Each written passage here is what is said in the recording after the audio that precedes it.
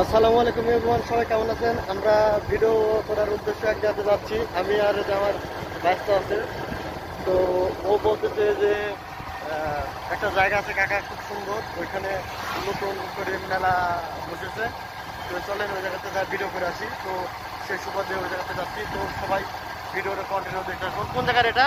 দেবাড়িয়া। হ্যাঁ, দেবাড়িয়া। তেবাড়িয়া। কোন জায়গা?